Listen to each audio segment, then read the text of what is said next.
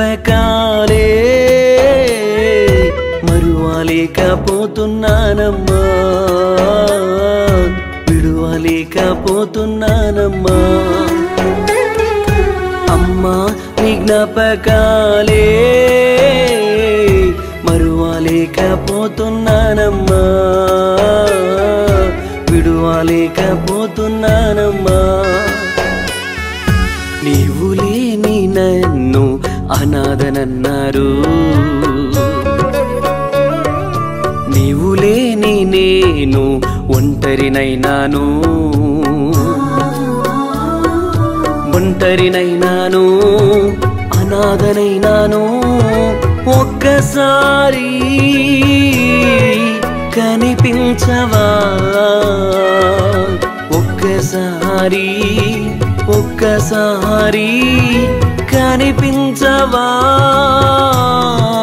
ఓ అమ్మా.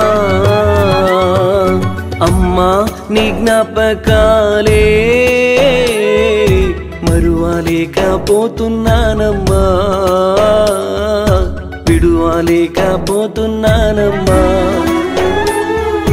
మరువలేకపోతున్నానమ్మా. ఒంటరినైనాను, అనాథనైనాను. ఒక్కసారి కనిపించవా, ఒక్కసారి ఒక్కసారి కనిపించవా ఓ అమ్మా. అమ్మా నీ జ్ఞాపకాలే మరువలేకపోతున్నానమ్మా, విడువలేకపోతున్నానమ్మా. నీ వడిలో ఒక్కసారి పడుకోవాలని, నీ చేతి గోరు ముద్దలు తినాలని ఆశతో ఉన్నా, ఆశతో ఉన్నా. ఒక్కసారి కనిపించవా అమ్మా నీ జ్ఞాపకాలే మరువలేకపోతున్నానమ్మా,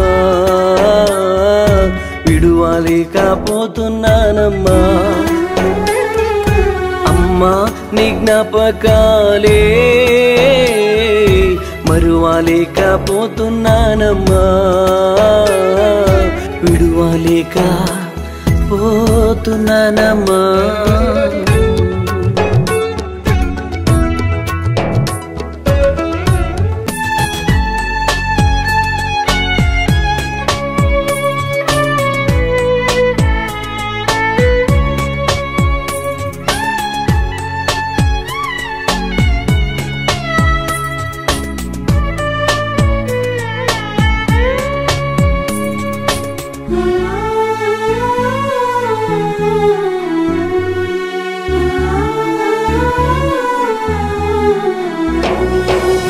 అలాగే మరియమ్మ గారిని ప్రభు దర్శించాడు.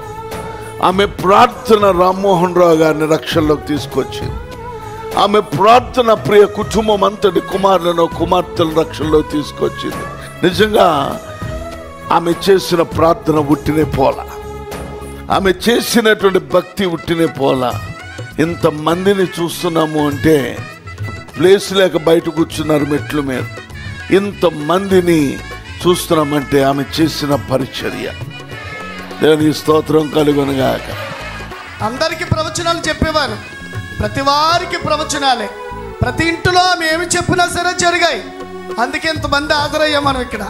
అనుభవాలు ఎలాంటి జ్ఞానుల మాట అనుభవాలే. వారి మాట ఎలాంటిదంటే గోడకు దిగగొట్టినటువంటి మేఘ ఎలాంటిదంట.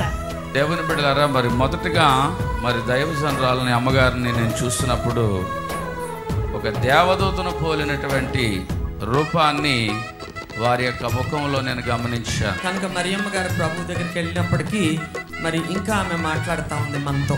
దేవుని సంఘంలో ఒక బలమైన సాధనంగా వాడబడ్డ తల్లి గారు. మరి ముఖ్యంగా నేను ఆమెలో చూసింది ఏంటంటే దేవుని యొక్క ప్రేమ. మరి దేవుని ప్రేమను ఆమెలో నేను చూడగలిగాను. దగ్గర కూర్చొని మరి గిన్నెల నిండా కూరలు గారెలు పెట్టుకొని తినేవారు, కూడుకునేవారు కాదు, ఆరార పెడతా ఉండేవారు. మరి చాలా ఎంతో మికుటమైన ప్రేమని చూపించారు.